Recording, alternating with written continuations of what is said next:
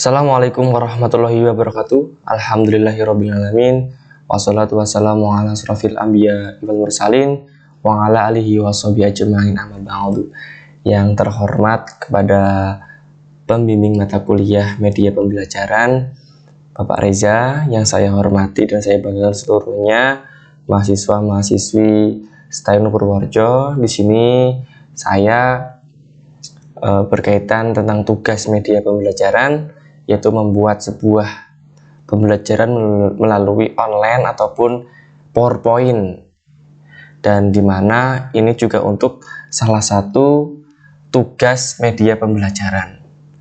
Baik, sebelum kita mulai, kita membaca basmalah terlebih dahulu. Bismillahirrahmanirrahim. Baik, pelajaran kita mulai. Kita akan belajar tentang iman. Saya berikan judul namanya Hidup Indah dengan Iman. Jadi sebuah hidup itu akan indah, akan aman, akan tentram itu dengan iman, keyakinan. Seluruh umat manusia, baik agama, tidak hanya agama Islam, itu mempunyai iman, mesti mempunyai keyakinan, tapi keyakinan beda-beda. Seperti itu. Nah, di sini dalam pertemuan pada hari ini kita akan membahas tentang rukun iman. Nah, apa saja itu kan rukun iman? Nanti kita belajar bareng-bareng. Nah, sebelumnya perkenalkan, nama mahasiswa Tejo Prabowo, alamat saya dari Desa Paitan, Kecamatan Kemiri, Kabupaten Purworejo. Jadi kalau kalian ke Kemiri, nah ke Paitan saja, seperti itu. Sudah tentang perkenalan, kita lanjut alokasi pembelajaran. Nah, di mana nanti kita belajar, kita akan mengetahui di sini yang pertama definisi rukun iman. Jadi nanti kita akan tahu tentang definisi, pengertian dan sebagainya tentang rukun iman. Yang kedua, urutan rukun iman. Jadi rukun iman itu udah urut-urutannya, harus urut semuanya. Dari nomor 1 sampai nomor 6. Nah, nanti kita belajar bagaimana urut-urutannya. Seperti itu. Yang ketiga, hikmahnya rukun iman. Jadi semua manusia kalau mempunyai iman itu mesti ada hikmahnya. Mempunyai sesuatu hal yang positif itu mesti ada hikmahnya. Apalagi rukun iman. Jadi setiap orang Islam itu harus mempunyai rukun iman, harus mempunyai keimanan atau keyakinan supaya ada hikmahnya. Nah, nanti kita belajar tentang hikmahnya rukun iman. Lanjut. Jadi selanjutnya adalah pencapaian pembelajaran, yang dimana nanti kita belajar, kita akan mendapatkan apa saja sih. Nah, yang pertama, mampu meyakini adanya hari akhir sebagai implementasi dan pemahaman rukun iman. Nah, jadi di sini nanti ada rukun iman tentang hari akhir, dan dimana kita sebagai siswa, sebagai guru, kita akan mendapatkan pencapaian tentang meyakini tentang hari akhir. Tidak boleh tidak yakin. Yang kedua, mampu memiliki perilaku yang mencerminkan iman kepada hari akhir. Yang ketiga, mampu memahami hikmah beriman kepada hari akhir yang dapat membentuk perilaku akhlak mulia. Yang keempat, mampu menunjukkan contoh hikmah beriman. Jadi di sini nanti kita akan intinya tujuannya itu mesti sama semuanya, tentang meyakini, terus mengamalkan, terus memahami hikmahnya tentang rukun iman. Nah, kita lanjut ke yang pertama, definisi rukun iman. Nah, kita baca bareng-bareng. Rukun iman merupakan hal yang harus dimiliki dan diyakini oleh seseorang muslim. Jadi semua orang muslim harus yakin kepada rukun iman. Tidak boleh tidak. Karena apa? Karena seperti halnya tiketnya surga adalah rukun iman, yang dimana iman itu adalah suatu uang atau suatu tiket untuk menuju surga. Jadi apabila orang tidak mempunyai tiket masuk, tidak boleh masuk. Makanya kita sebagai orang muslim harus mempunyai iman. Supaya apa? Supaya juga kita akan disayang oleh Allah dan juga akan masuk ke surganya Allah Subhanahu wa Ta'ala. Nah, rukun iman sendiri ada 6 perkara, ada 6 contoh yang wajib kita yakini, harus wajib.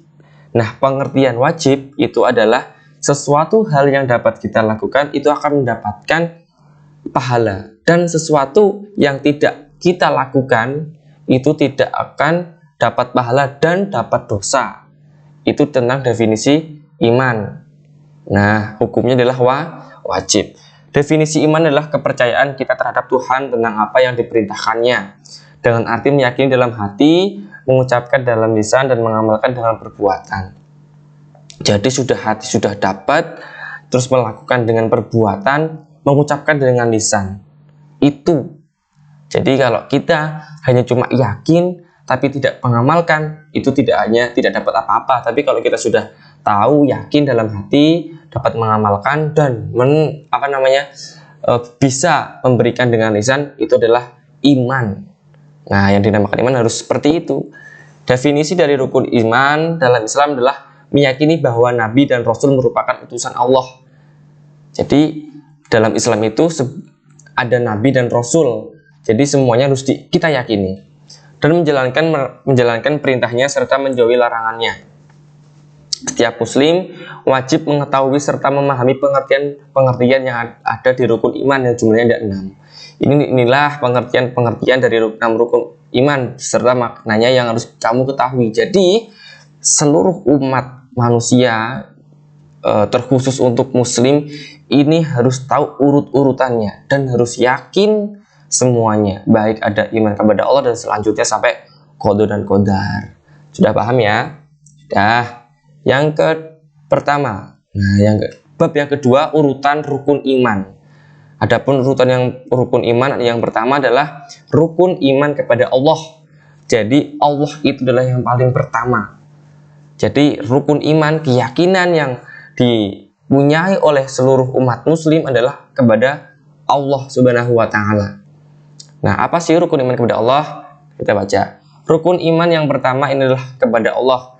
Kita harus mempercayai tiada Tuhan selain Allah, bahwa Allah Tuhan seluruh alam semesta.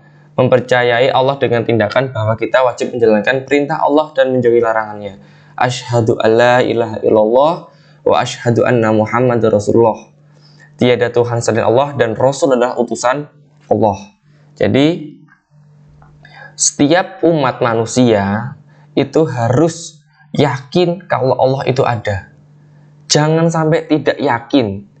Nah, apabila kita sebagai umat muslim tidak yakin kalau adanya Allah, itu disebut kafir. Jadi dia tidak percaya kalau yang menciptakan itu Allah, yang memberikan kita rezeki, memberikan kita kesehatan, memberikan kita ilmu itu dari Allah, tapi dia tidak yakin, dia akan mendapatkan dosa dan disebut kafir. Sudah paham tentang itu rukun iman kepada Allah? La ilaha illallah. Ingat-ingat, Allah itu satu, tidak ada yang lain. Yang kedua apa? Nah, jadi yang pertama tadi rukun iman kepada Allah, yang kedua adalah rukun iman kepada malaikat. Nah, artinya apa? Makna rukun iman yang kedua adalah beriman kepada malaikat. Nah, malaikat itu sangat banyak dan malaikat itu adalah makhluk gaib. Nah, tapi ini malaikat dan setan itu berbeda. Nah, kalau malaikat itu malaikat tidak mempunyai nafsu dan dibuat oleh nur atau cahaya. Sedangkan iblis atau setan itu mempunyai nafsu untuk menggoda manusia dan dibuat oleh ya Allah, tapi dibuat dengan api neraka. Jadi yang namanya api dan nur akan menang nur, karena wahyu atau nur itu lebih tinggi tingkatnya daripada api, dan api itu bisa membakar kemana-mana. Makanya setan itu kebanyakan menggoda-goda manusia, menggoda seluruh manusia agar menyekutukan Allah, berbuat dosa terus. Dan di sini adalah beriman kepada malaikat yang telah diutus oleh Allah untuk mengatur alam dan isinya, dan juga meyakini jika malaikat itu ada yang senantiasa mengawasi perbuatan baik dan buruk setiap manusia. Jadi kita sebagai umat manusia itu akan selalu diikuti oleh dua malaikat, mencatat amal baik dan mencatat amal buruk, dan catatan tersebut itu juga akan ditampilkan besok pada saat kita sudah meninggal. Nah, pada saat di alam kubur ditanya. Nah, pada saat di dunia itu ngapain saja? Akan dicatat oleh siapa? Malaikat ada tugasnya, yaitu Raqib dan Atid. Nah, Raqib itu mencatat amal baik, Atid itu mencatat amal buruk. Gitu ya. Nah, yang senantiasa mengawasi perbuatan baik dan buruk setiap manusia, serta 10 malaikat beserta tugasnya. Yang pertama Jibril menyampaikan wahyu. Jadi Nabi Muhammad hidup itu dulu dapat mengetahui Al-Quran, dapat mengetahui agama Islam, tapi Nabi Muhammad itu sangat mulia sekali. Sebelum beliau mengetahui ilmu tentang agama Islam, beliau sudah diakui oleh Allah adalah pemimpinnya agama Islam yang membacakan benarnya Al-Quran, hadis-hadisnya itu dari Nabi Muhammad SAW. Nah, tapi untuk penyempurnaan dari Allah disampaikan oleh malaikat Jibril untuk diberikan kepada Nabi Muhammad. Mikail memberikan rezeki, Israfil meniup sangkakala, Israel mencabut nyawa, Munkar dan Nakir bertanya dalam kubur, Raqib dan Atid mencatat amal baik dan amal buruk, Malik menjaga neraka, Ridwan menjaga surga. Adapun malaikat tidak ada batasnya. Setiap tetes air wudhu yang jatuh pada saat kita berwudhu itu akan menimbulkan atau akan tumbuh malaikat, dan tugasnya adalah meminta mohon kepada Allah Subhanahu wa taala. Nah, jadi malaikat itu banyak banget. Nah, tapi yang wajib ketahui adalah 10.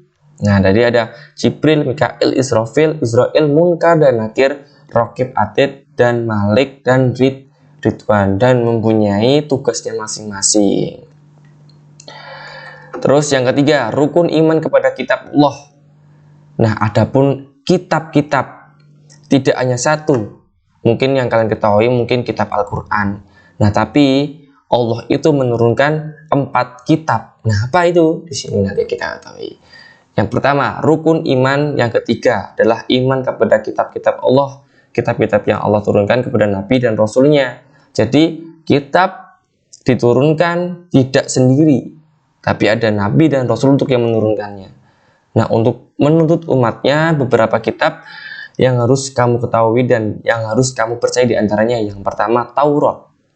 Nah, Taurat ini biasanya dipakai agama Kristen ya, yang diturunkan oleh Nabi Musa. Jadi keyakinan orang Kristen yang saya ketahui ya tidak meyakini, tapi membacanya kalau Tuhannya orang Kristen adalah ya Yesus, tapi Yesus itu adalah Nabi Musa alaihissalam.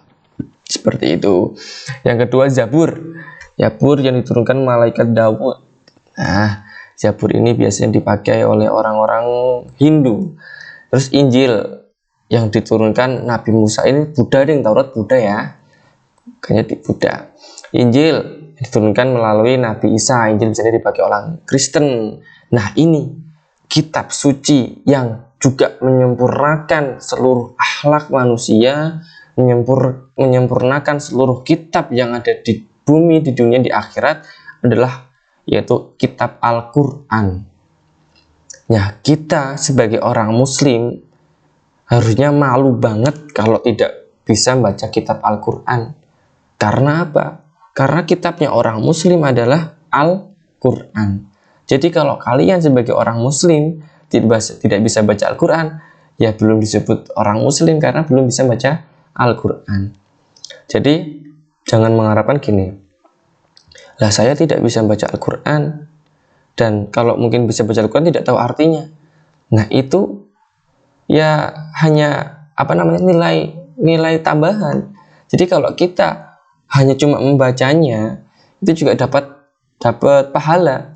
Jangan takut. Jadi kita sebagai orang muslim itu harus bisa meyakini, bisa mengamalkan, bisa membaca kitab Al-Quran. Nah, di sini yang diturunkan adalah orang yang sangat mulia di dunia dan di akhirat, itu adalah Nabi Muhammad SAW. Jadi kita sebagai umatnya, dan kalau pengen diakui umatnya, ya bisa menjalankan sunnahnya, bisa menjalankan apa yang sudah diperintahkan oleh Allah, dan bisa mengamalkan apa yang Nabi Muhammad ajarkan. Itu akan dianggap oleh umatnya Nabi Muhammad SAW. Jadi pesan saya, kalian yang masih anak-anak itu harus banget belajar, harus banget mengamalkan sebuah apa yang sudah diberikan oleh Nabi Muhammad dan Allah. Itu ya. Nah, kitab itu diturunkan kepada Rasul sebagai pembimbing umatnya menuju jalan kebenaran. Nah, tadinya adalah kitab Al-Quran ini adalah penyempurna seluruh kitab. Jadi kitab ketiga ini kitab keempat ini kecuali Al-Quran adalah tidak asli di dunia ini. Ini hanya cuma kopian, hanya fotokopian.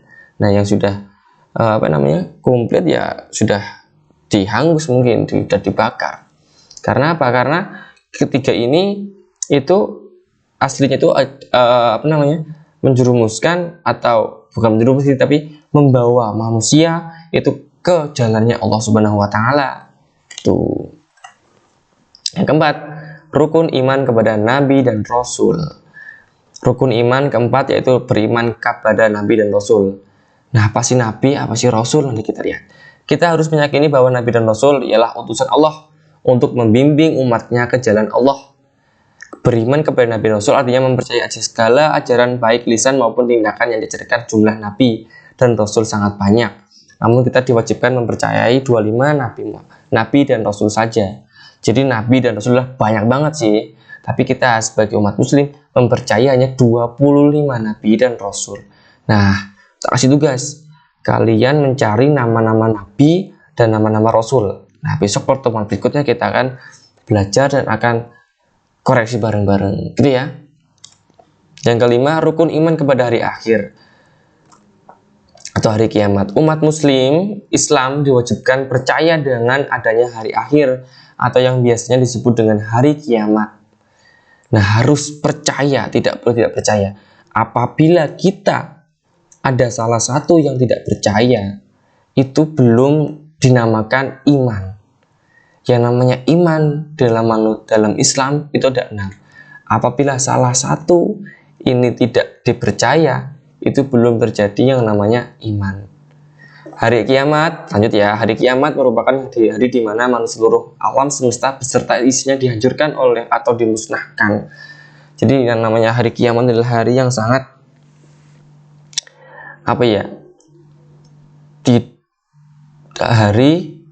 hari penyesalan sih. Jadi yang dimana di situ hari yang hanya orang-orang tidak baik yang merasa menyesal. Jadi kiamat itu juga tidak hanya satu kali, tapi karena dibedakan menjadi 2, yaitu kiamat kubro dan kiamat sugro, ya. Nah, jadi kiamat kubro itu kiamat besar, contohnya munculnya Dajjal, terus munculnya matahari dari sebelah barat atau terbenamnya matahari dari sebelah timur, terus munculnya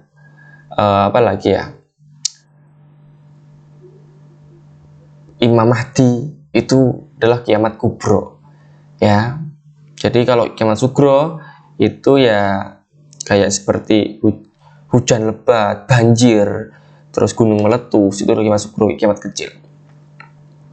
Meyakini hari kiamat merupakan bahwa kita meyakini tidak ada yang abadi di dunia ini. Selain itu, kita juga harus mempercayai adanya kehidupan setelah kematian, di mana kehidupan yang kekal sesungguhnya itu ada di akhirat nanti. Jadi hidup di dunia ini hanya sementara. Jadi silakan kalian membawa bekal sebanyak-banyaknya dengan apa? Dengan bersedekah, dengan beribadah, dengan melaksanakan sunnah-sunnahnya Nabi Muhammad. Itu akan membawa kita bekal pada saat di akhirat nanti. Karena harta di dunia ini, sebuah kebahagiaan di dunia ini itu ya hanya sebentar, sekejap, tidak akan dibawa ke akhirat besok. yang dibawa di akhirat besok ya itu sedekah, beribadah, melaksanakan sunnah-sunnahnya Nabi Muhammad, itu yang akan dibawa, dan beramal soleh. Jadi teman-teman semuanya, anak-anak semuanya, silakan kalian yang sregep sing ibadah, membaca Al-Quran, berbakti kepada orang tua. Paham ya? Nah, yang terakhir di sini, yang 6, rukun iman kepada qada dan qadar atau qada dan qadar atau takdir, ya. Nah, yang kita baca bareng-bareng, rukun iman yang ke-6 adalah iman kepada qadar dan qadar atau takdir. Umat muslim wajib dipercaya kepada qadar dan qadar yang merupakan takdir Allah yang baik maupun buruk. Takdir merupakan ketentuan yang terjadi yang tekah ditetapkan oleh Allah. Jadi yang namanya takdir itu sudah dicatatkan oleh Allah pada saat kita berumur 4 bulan dalam kandungan. Semuanya, rezeki, jodoh, kematian itu sudah dicatatkan oleh Allah pada saat umur 4 bulan. Jadi apapun yang kita hadapi ini, mungkin kita di saat itu kita ada ujiannya, itu sudah ditakdirkan, udah ada catatannya. Jadi makanya kita harus yakin qada dan qadar. Menurut bahasa, qada berarti ketetapan sebelum manusia lahir dan sebelum dunia tercipta. Allah sudah punya ketetapan. Qada tertulis pada kitab Lauh Mahfuz, baik tentang hidup, kebaikan, keburukan, kematian. Dan di sini tadi yang saya sampaikan seperti itu. Sementara qadar merupakan bahasa berarti ketentuan dan atau keputusan Allah. Sedangkan berdasarkan istilah qadar berarti penentuan yang pasti yang sudah ditetapkan oleh Allah, termasuk yang sedang terjadi, akan terjadi, yang belum terjadi. Demikian tentang makna dari rukun iman yang harus kita dalami sebagai umat muslim agar keimanan kita senantiasa kekal hanya untuk Allah Subhanahu wa taala. Nah, di sini makanya kita diajarkan bersyukur. Itu untuk apa? Untuk menambah keimanannya kita terhadap qada dan qadar. Di sini termasuk, nah di sini demikian tentang makna dari rukun iman yang harus kita dalami umat agar keimanan kita senantiasa kekal. Jadi makanya kita bersyukur, kita beribadah itu untuk apa? Untuk belajar itu hanya fokus kepada Allah Subhanahu wa taala. Ingat-ingat sekali di sini. Jangan sampai kalian terlalu menyibukkan kalian kepada dunia sampai akhirnya terlupakan. Dan kalian kalau jatuh nanti akan akan marah kepada Allah, akan lupa kepada Allah. Dari situ. Nah, makanya kita selalu bersyukur, selalu beribadah untuk apa? Untuk mengingatkan kita kepada Allah Subhanahu wa taala. Paham ya? Paham. Nah, tadi ada 6. Yang pertama, iman kepada Allah. Yang kedua, iman kepada malaikat. Yang ketiga, iman kepada apa tadi? Yang pertama, iman kepada Allah. Yang kedua, iman kepada malaikat. Yang ketiga, iman kepada kitab Allah. Ya, sebentar ulangi, coba gak lupa. Oh iya, benar, iman kepada kitab-kitab Allah. Yang keempat, iman kepada Nabi dan Rasul. Yang kelima, iman kepada hari akhir. Yang keenam, iman kepada qada dan qadar. Dan di sini yang terakhir, ini hikmahnya, atau hikmah ya. Maaf, itu hikmah. Hikmahnya beriman ke-6 itu, yang pertama, menjadikan pedoman hidup bagi manusia, menanamkan diri untuk sikap rendah hati, dan menjadikan manusia qanaah atau belajar menerima. Di sini makanya kalau kita belajar ilmu agama yang sangat mendalam itu harus senang banget, karena kita diajarkan oleh hal-hal yang baik. Yang pertama, makanya pedoman hidup bagi manusia. Jadi kalau kalian tidak berpedoman kepada satu pusat, itu tidak akan terjadi hidup. Nanti kalian akan gemblong, akan genter, akan kemana-mana karena tidak mempunyai pedoman. Yang kedua, rendah hati. Allah itu sangat senang sekali kepada orang yang rendah hati, tidak sombong. Itu sangat senang sekali. Nah, pesan saya, janganlah kalian mendekati orang-orang yang sombong di situ. Nah, nanti takutnya kalian akan terjerumus, akan ikut-ikutan. Nah, jangan sampai ya. Nah, yang ketiga, menjadikan orang yang qanaah, menerima apa adanya. Nah, sebelum saya tutup, mungkin ini adalah materi terakhir. Pesan saya, apapun yang kalian lakukan di dunia ini, silakan diyakini atau diniatkan oleh Allah Ta'ala. Jangan sampai kalian di dunia ini hanya hanya cuma kalau tidak diniati oleh Allah, cuma kayak seperti kalian jalan kaki kemana-mana, hanya capek dan hanya capek. Jadi makanya pesan saya, sudah belajar tentang rukun iman, yaitu harus menerima dan rendah hati dan harus diniatkan karena Allah Ta'ala. Seperti itu mungkin materi hari ini. Adapun banyak kesalahan dari saya, semoga ilmu yang saya tularkan kepada kalian saya dan kalian mendapatkan ilmu yang manfaat dan barokah. Amin ya rabbal alamin. Dari saya hanya itu. Terima kasih. Banyak kurangnya lebih dan mohon maaf. Assalamualaikum warahmatullahi wabarakatuh.